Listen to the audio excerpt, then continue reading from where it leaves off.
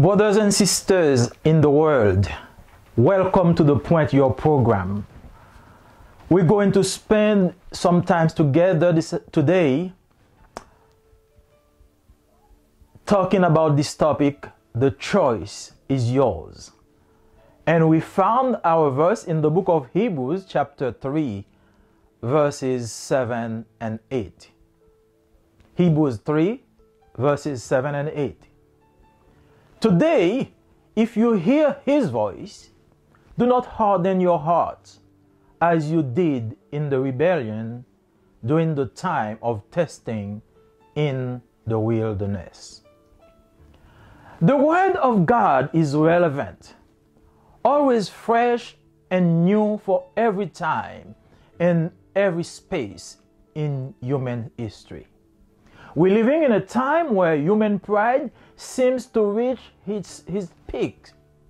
Humanity stands against everything that looks and sounds moral and spiritual to exhibit its independence against God, the Creator, and His will.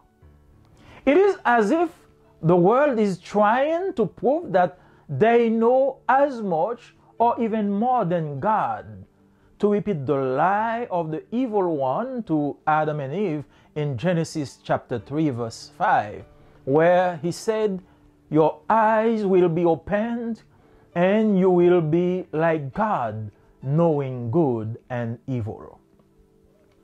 The verses that we just read in Hebrews chapter 3 verses 7 and 8 echo the voice of the prophets long before the coming of Christ to the address of the people of Israel, inconsistent, weak, rebellious, and ungrateful. Shortly before the death of Moses, he has warned Israel not to put God to the test as they had done in Massa. Later in Deuteronomy chapter 33 verse 8, while blessing Israel, he again mentioned this event, indicating that it had resulted in the chastisement of Levi, meaning the chiefs of the tribe, that is, Moses and Aaron. Later, the psalmist urged the Israelites not to harden themselves as the generation wandered in the wilderness. His reference to Meribah and Massa obviously refers to Israel's complaints and murmur of water at Rephidim, the incident being representative of their unfaithfulness during their journey through the 40-year period. It was taken up again by the preachers of the New Testament, that are the apostles. We will see that every proclaimer of the Word of God can still shout out today about the same event.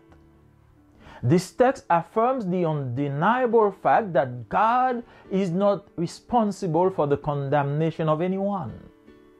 He intervened in the life of man in his history so he can change his way. Why? The answer is without ambiguity. That is to say, without problem, is clear, clean, precise, and frank. God intervened in the life of man because man was in danger and he wanted to save him. God intervened in the life of man because man was in darkness and he needed light. John chapter 1 verse 9. God intervened in the life of man because man was a slave. He had to be released. Romans chapter 6 verses 1 to 23. God intervened in the life of man because man was sick and in danger and it did not even know it. Matthew chapter 9 verses 10, 12, and 13. God intervened in the life of man because man was lost and had to be shown the right way. John chapter 14 verse 16. Man was dead and had to be brought back to life. Ephesians chapter 2, verse 1 to 5. Man was powerless to save himself, to enlighten himself, to find the truth for himself. All this had to come from the outside, from above, like a gift, like a revelation. When you read John chapter 1, verses 1 up to 18. These verses explain the various reasons why God intervened in the life of man. But since God created us with free will, He does not want to force us to accept His offer. Our salvation depends largely on our response to the Lord's offer. This is why He advises us through the voice of His servant not to harden our hearts as the Israelites did during their journey in the wilderness. None of those who rebelled against God saw the land that God promised them. Did God lie to them? Not at all. The promise of God remained the same, but their response and their behavior in the face of the promised land altered the expected result. Their children had entered the promised land, but they all perished in the wilderness except Joshua and Caleb. Jesus gives us a parable that illustrates the point we want to make here today. This is the parable of the sower that we read in Luke chapter 8, verses 4 to 15. And there Jesus said, a farmer went out to sow his seed. As he was scattering the seed, some fell along the path. It was trampled on, and the birds ate it up. Some fell on rocky ground, and when it came up, the plants withered because they had no moisture. Others fell among thorns, which grew up with it and choked the plants. Still other seed fell on good soil. It came up and yielded a crop 100 times more than what was sown. When he said this, he called out, whoever has ears to hear, let them hear. From verse 12 to verse 15, he explains the parable. This is the meaning of the parable, he said. The seed is the word of God. Those along the path are the ones who hear, and then the devil comes and takes away the word from their hearts, so that they may not believe and be saved. Those on the rocky ground are the ones who receive the word with joy when they hear it, but they have no root. They believe for a while, but in the time of testing they fall away. The seed that fell among thorns stands for those who hear, but as they go on their way, they are choked by life's worries, riches, and pleasures, and they do not mature. But the seed on good soil stands for those with a noble and good heart, who hear the word, retain it, and by persevering produce a crop. In studying this parable, we find that none of the elements of the story have changed except for the nature of the soil. The sower remains the same. The seed remains the same. But the condition and the nature of the soil on which the seed has fallen influence the result of the sowing. Amen. Dear friends, Jesus is the living and incarnated Word of God.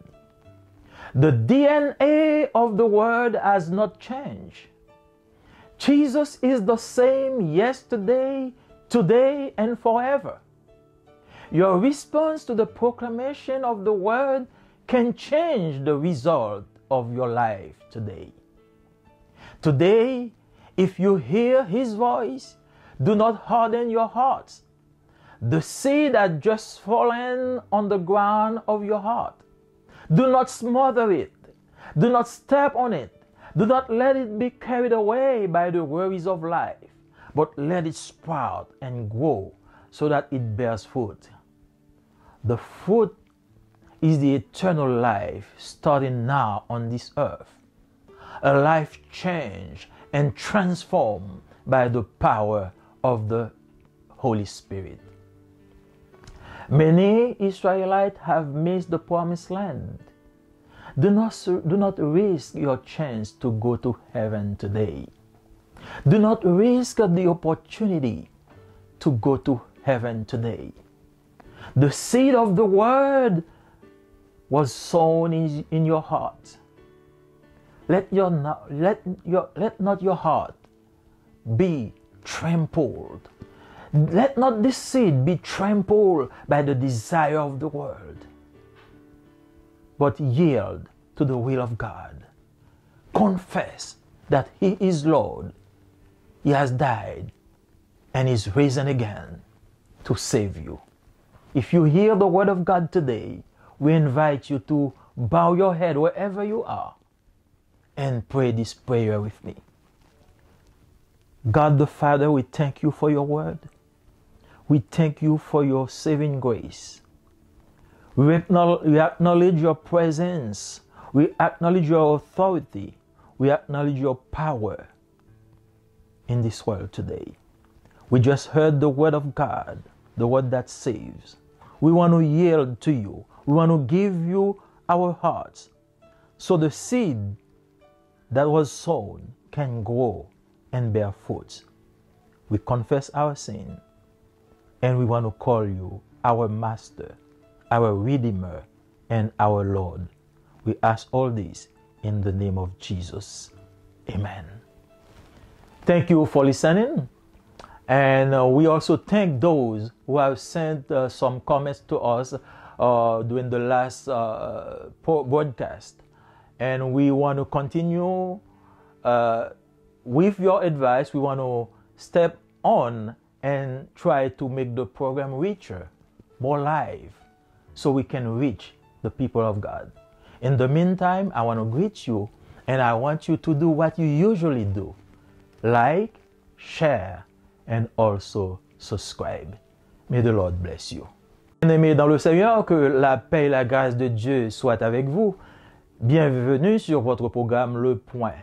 Et le sujet que nous allons partager aujourd'hui, c'est le choix t'appartient. Et nous vous invitons à ouvrir vos Bibles dans Hébreux chapitre 3, les versets 7 et 8. Hébreux 3, versets 7 et 8. Aujourd'hui, si vous entendez sa voix, n'endurcissez pas vos cœurs comme lors de la révolte. Hébreux chapitre 3, versets 7 et 8.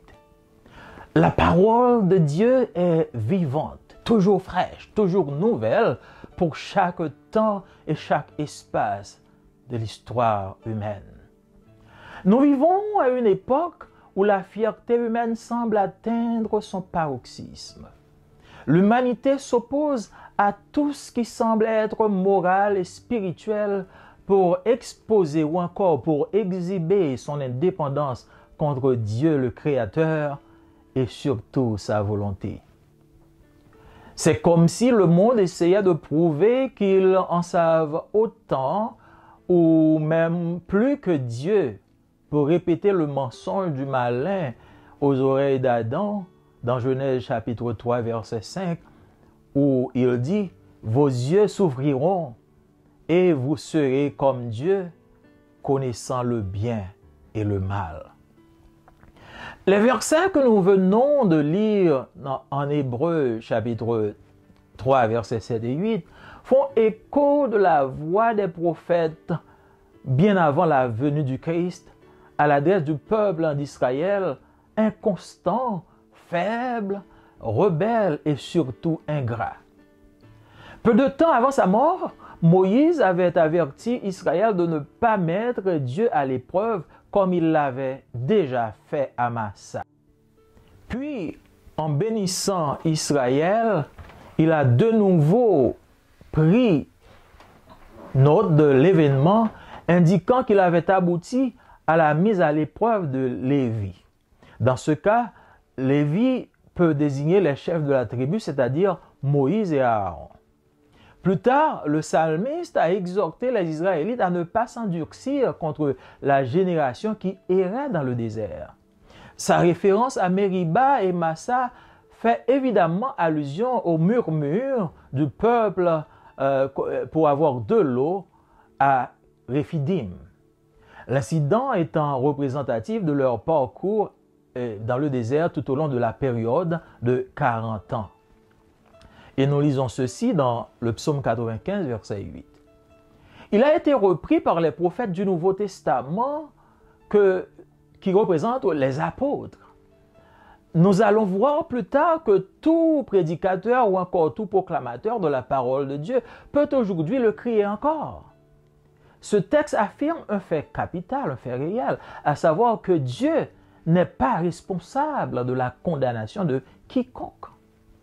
Il est intervenu dans la vie de l'homme, dans l'histoire de l'homme, en vue d'une bonne destinée pour l'être humain. Pourquoi? La réponse est sans ambiguïté, c'est-à-dire claire, nette, précise et franche. Dieu est intervenu dans la vie de l'homme parce que l'homme était en péril et que Dieu voulait le sauver, d'après Luc chapitre 19, verset 10. Il est intervenu dans la vie de l'homme parce que l'homme était dans les ténèbres et qu'il avait besoin de la lumière, d'après l'évangile de Jean, le chapitre 1er, verset 9. Il est intervenu dans la vie de l'homme parce que l'homme était esclave et qu'il fallait le libérer, d'après Romains chapitre 6, les versets 1 à 23. Il est intervenu dans la vie de l'homme parce que l'homme était malade, en danger, et il ne le savait même pas, d'après l'évangile selon Matthieu chapitre 9. Parce que l'homme était égaré et qu'il fallait lui montrer le bon chemin, d'après l'évangile de Jean, chapitre 14, verset 6. Parce que l'homme était mort et il fallait le ressusciter, il fallait le faire retourner à la vie, d'après Éphésiens, chapitre 2, verset 5. Il est intervenu dans la vie de l'homme parce qu'enfin, l'homme était impuissant à se sauver lui-même, à s'éclairer lui-même, à trouver pour lui-même la voie de la vérité. Tout cela devait venir de l'extérieur, d'en haut, comme un don, comme une révélation, d'après ce que nous lisons dans le livre de Jean, chapitre 1er, les versets 1er jusqu'à 18. Ces versets expliquent les raisons diverses pour lesquelles Dieu intervient dans la vie de l'homme.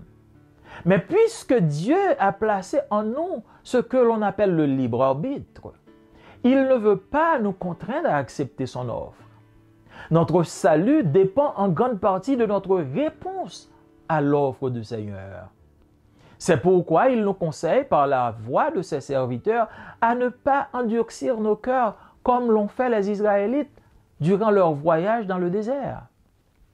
Aucun de ceux qui ont rebellé contre Dieu n'a vu le pays que Dieu leur a promis. Dieu leur a-t-il menti? Non. La promesse de Dieu restait la même. Mais leur réponse et leur comportement face à la promesse ont altéré le résultat espéré, le résultat escompté.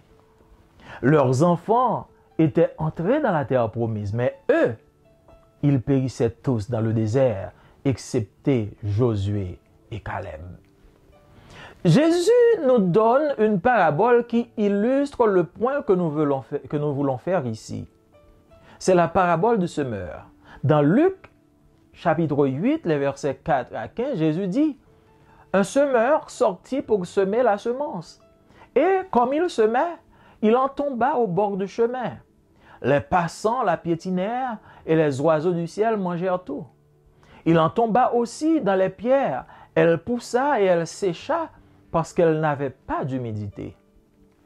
Il en tomba aussi au milieu des ronces, et les ronces, en poussant avec elle, l'étouffèrent. Il en tomba enfin dans la bonne terre. Elle poussa, et elle donna du fruit au centuple. Disant cela, il éleva la voix. Celui qui a des oreilles pour entendre, qu'il entende. Du verset 12 à 15, il explique la parabole. Voici ce que signifie la parabole, dit-il. La semence, c'est la parole de Dieu. Il y a ceux qui sont au bord du chemin. Ceux-là ont entendu. Puis le diable survint et il enlève de leur cœur la parole pour les empêcher de croire et d'être sauvés. Il y a ceux qui sont dans les pierres. Lorsqu'ils entendent, ils accueillent la parole avec joie, mais ils n'ont pas de racines. Ils croient pour un moment et au moment de l'épreuve, ils abandonnent. Ce qui est tombé dans les ronces, ce sont les gens qui ont entendu, mais qui sont étouffés, chemin faisant, par les soucis, la richesse et les plaisirs de la vie, et ne parviennent pas à maturité. Et ce qui est tombé dans la bonne terre, ce sont les gens qui ont entendu la parole dans un cœur bon et généreux, qui la retiennent et portent du fruit par leur persévérance. En étudiant cette parabole, nous constatons qu'aucun des éléments de l'histoire n'a changé, à l'exception de la nature du sol. Le semeur reste le même. La semence reste la même. Mais la condition et la nature du sol sur lequel la semence est tombée influencent le résultat de la semence. Chers amis, Jésus est la parole vivante et incarnée de Dieu. L'ADN de la parole n'a pas changé. Jésus est le même hier, aujourd'hui et éternellement. Votre réponse à la proclamation de la parole peut changer le résultat dans votre vie. Aujourd'hui, si vous entendez sa voix, n'endurcissez pas vos cœurs. La semence vient d'être tombée sur le sol de votre cœur. Ne l'étouffez pas. Ne la piétinez pas. Ne la laissez pas emporter par les soucis de la vie. Mais laissez-la germer et grandir afin qu'elle porte du fruit. Le fruit, c'est la vie éternelle dès maintenant sur cette terre. Une vie changée et transformée par la puissance du Saint-Esprit. Beaucoup d'Israélites ont raté la terre promise. Ne risquez pas votre chance de gagner le ciel. Aujourd'hui, c'est votre jour. Si vous entendez sa voix, n'endurcissez pas vos cœurs. N'étouffez pas la semence. Car oui, la semence peut être tombée sur une terre aride, mais elle peut être tombée aussi sur de bonnes terres. Je suis sûr que votre cœur, c'est une terre fertile, prête à recevoir et à laisser grandir la semence de la parole de Dieu. Si vous avez reçu le message, je vous invite là où vous êtes à courber vos fronts et ensemble, nous allons prier Dieu. Dieu de toute éternité, merci pour ta grâce et tes bontés. Merci pour le fruit de la parole. Nous venons d'entendre ta parole. Nous venons de recevoir le message. Nous ne voulons pas endurcir nos cœurs comme l'ont fait les Israélites le jour de la révolte. Mais nous voulons rester ouverts, accessibles.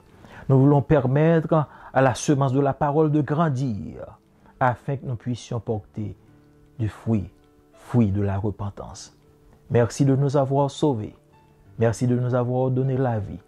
Nous t'acceptons comme notre Seigneur, comme notre Maître, comme notre Sauveur. Nous te demandons toutes tes faveurs, toutes ces grâces, au nom de Jésus, qui vit et qui règne au siècle des siècles. Amen.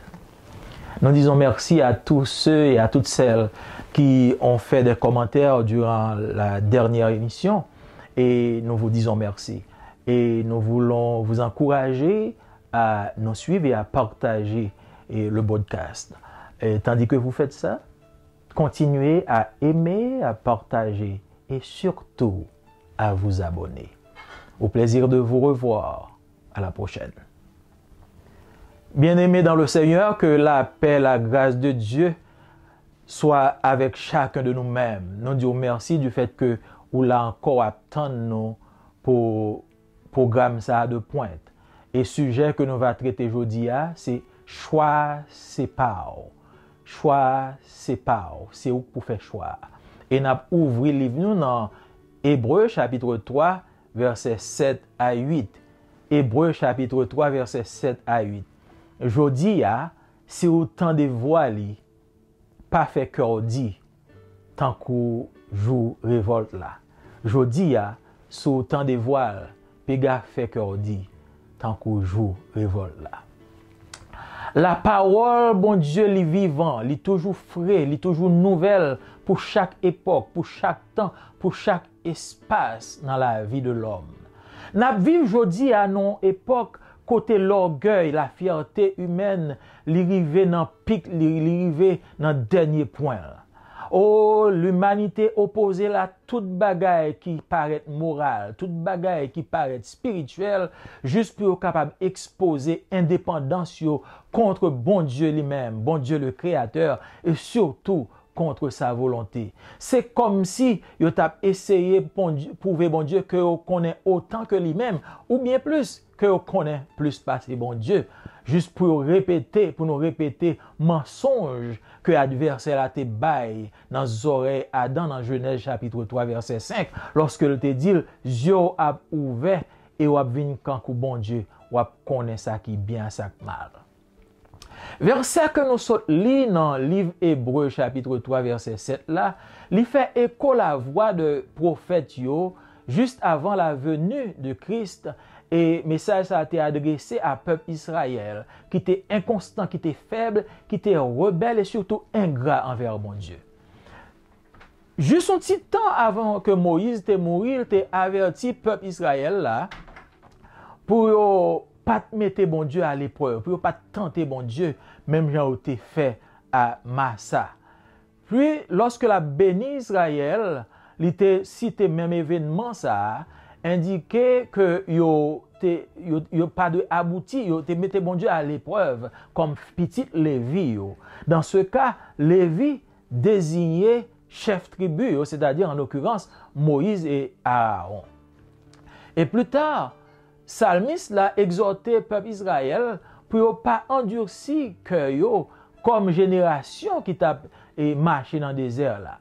Et il fait référence à Meriba et Massa et référence ça fait évidemment allusion à murmure, à complainte que peuple a fait pour de l'eau lorsqu'il est arrivé à Rephidim, incident qui rappelait nous parcours infidèle au cours toute de période de 40 ans que tu as marché dans le désert là.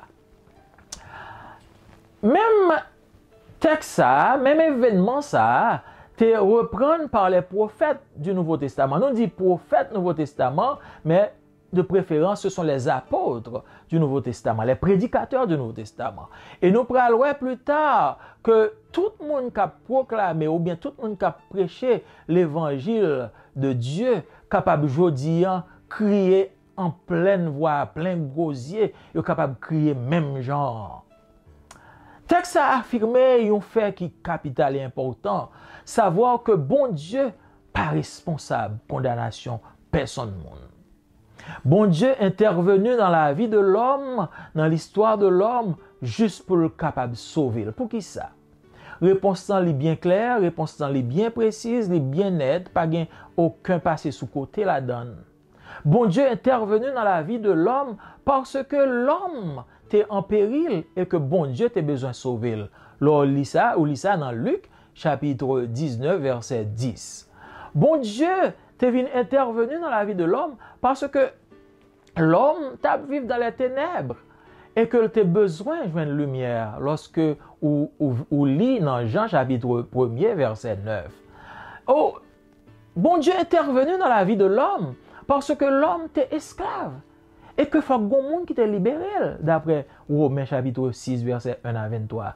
Bon Dieu est intervenu dans la vie de l'homme parce que l'homme était malade, l'homme était en danger, il pas même connaît que était malade d'après Matthieu chapitre 9 verset 10 à 13. Bon Dieu est intervenu dans la vie de l'homme parce que l'homme était égaré et que faut que monde qui était pour montrer le bon chemin d'après Jean chapitre 14, verset 6. Parce que l'homme t'est mouru et qu'il fallait qu'on monde te balle la vie, d'après Ephésiens chapitre 2, verset 1 à 5. Enfin, l'homme t'est impuissant pour te sauver tête lui-même, pour te éclairer tête lui-même, pour te joindre lui-même chemin de la vérité. Toute bagaille ça te doit venir de extérieur, de en haut, comme un don qui sortit de bon Dieu, comme une révélation. D'après le livre de Jean, chapitre 1er, là, il lit les versets 1, 9, 13 et 18. Tout verset, ça a expliqué différentes raisons pour lesquelles bon Dieu est intervenu dans la vie de l'homme. Mais puisque bon Dieu placé dans nous-mêmes, ça a le libre arbitre là, il ne pas voulait contraindre, nous, il ne pas voulait forcer pour nous accepter l'offre que le fait à nous-mêmes. Salut nous dépend en grande partie de réponse que nous faisons à offre que Seigneur l'a fait à nous-mêmes. C'est peut-être ça, les conseiller par la voix de ses serviteurs pour ne pas endurcir que nous, même Jean Israélites, t'es fait lorsque vous étiez dans le désert là. Personne monde qui t'est rébellé contre bon Dieu dans le désert là, pas gagnant là-dedans qui t'est entré dans la terre promise. Est-ce que bon Dieu t'est baillé au menti? Non. Promesse bon Dieu, t'es resté même bagarre, pas de jamais changé. Mais cependant, la réponse et comportement peuple là face à la promesse de Dieu, t'es changé résultat que t'es espéré. Petit yo qui t'est fait dans le désert là, yo t'es entré dans la terre promise. Mais yo même, yo t'es tout mouru dans le désert là, excepté Josué avec Caleb dans l'ancienne génération. Jésus bat nous une parabole qui illustre point ça que nous voulons faire au même aujourd'hui. C'est parabole que les paraboles du semeur. Nous voyons ça dans Luc chapitre 8 verset 4 à 15. Jésus dit, gagne un monde qui a semé, li sorti pour la semer en semence. Et tandis que la semé, gagne dans grain qui tombait sous bord chemin. Moun qui a passé yo pilel et les oiseaux qui sont dans le ciel là, yo mangé toute semence là. Gagne une partie dans semence là qui tombait dans mi-temps roche. Yo commencé pousser et puis yo vinn sécher parce que pas de assez d'humidité qui pour te permettre de grandir. Gon parti dans semence là qui tombait au milieu des ronces et des épines, au milieu de piquants. Et yo grandi avec yo, mais piquant yo, ronces yo tout fait yo pas grandi. Gen on parti cependant là-dedans yo qui tombé sous bon terre, sous terre qui fertile. Yo poussé et yo bay fruit au centuple, ça veut dire que yo fait des centaines d'épines, yo grandi. Lorsque Jésus fin dit ça, li levé voix li criait bien fort, il dit que moun qui gen oreilles pour entendre que yo tende samedi. Dans verset 12 à 15, Jésus explique la parabole là. Il dit, mais sa parabole ça signifie. Semence là, c'est la parole de Dieu. Gagné dans semence là qui tombait sous bord chemin. Moun qui tendel, yo tendel. Mais diable a vini, li retirer dans cœur pour l'empêcher semence là grandi et que pour moun sa va sauver. Gen on parti là-dedans semence là qui tombait dans mi-temps roche. Eh bien moun sa lorsque yo tendait parole là, yo accueilli avec joie, yo content. Mais puisque yo pas gen racine assez, yo croit pour un moment et non moment après épreuve la vie fait yo abandonner yo quitté ça. Ça qui tombé parmi épines, c'est moun qui tendait parole là, mais parole là tout fait parmi eux pendant que a continué à faire la vie. Yo. Les soucis de la vie, la richesse de ce monde, plaisir de la vie, prend parole là dans main yo, yo pas arrivé à maturité. Mais ça qui tombé dans bon terre, c'est ça yo qui tendait parole bon Dieu avec un cœur saint, un cœur pur, un cœur généreux. Yo kembel, yo quitté le grandi et puis li porte fruit et yo persévérer, yo continue à vivre. Lorsque nous étudions parabole ça, nous constatons que personne dans élément dans l'histoire pas changé. Toute bagaille qui dans l'histoire était même. Seul ça qui variait, seul ça qui changeait, c'est la nature sol là. C'est sol là que tombé là-dedans. Il y a un sol qui bon, il y a un sol qui pas bon. Semeur là était même bagaille là, même semeur là. Semence là, graine là était même graine là, c'est la parole. Mais condition terre, condition sol là, côté le tombé, c'est lui-même qui changeait. C'est lui-même qui influençait le résultat que nous attendons. Zanmim, Jésus, c'est la parole vivante et incarnée de Dieu. Oh, parole, la nature, parole, n'a pas changé. Jésus, c'est même que le hier, aujourd'hui et demain. Réponse à la proclamation de la parole capable de changer le résultat dans la vie. Aujourd'hui, sous tant de voiles, puis gars fait cœur dur, puis gars endurci cœur quand l'autre te fait. Semence là saute tomber dans sol cœur. Semence là saute tomber dans jardin cœur, puis gars tout fait. Puis gars pilel, puis gars quitter souci la vie à porter aller, mais quitter le grandi, quitter le germer afin que le capable porter fruit. Fruit c'est la vie éternelle depuis aujourd'hui en sous terre. Une vie qui va changer, qui va transformer par la puissance du Saint-Esprit. En pile dans Israélite, yo te raté la terre promise. Puis go raté chance aujourd'hui pour gagner le ciel. Et moi sûr qu'en pile dans nous qui a gardé aujourd'hui autant de paroles là. Puis gars qui te corps transformé comme un jardin de ronces, on épines pour tout faire parole là. Mais qui te cœur comme un jardin qui prêt à recevoir semence là afin que semence là capable grandir, graine là capable grandir, il capable porter fruit et fruit ça va avoir la vie éternelle. Sous autant de messages ça, sous autant de conseils ça, côtoyer moi invite courber tête en nous prier ensemble. Dieu Tout-Puissant, Papa qui dans le ciel là, moi dis merci pour grâce, moi dis merci pour bénédiction, moi dis merci pour parole. Merci du fait que ou permettre que la vie te semée dans le cœur nous à travers parole. Ou permettre Seigneur Dieu que cœur nous capable un cœur fertile afin que le capable quitter le grandi et que le capable porter fruit et fruit en abondance. Jodi nous voulons recevoir, nous voulons accepter comme sauveur nous, comme maître nous et surtout comme Seigneur nous. Nous demandons tout ça dans nos Jésus, les mêmes qui vivent et qui régné au siècle des siècles. Amen. Zami, moi, je vous remercie du fait qu'on tendez. Et continuez à supporter, continuez à remettre, continuez à partager et surtout abonner. Lorsqu'on fait ça, vous venez partenaire avec nous dans la prédication de l'évangile. Tandis que nous attendons pour une prochaine émission, que bon Dieu bénisse.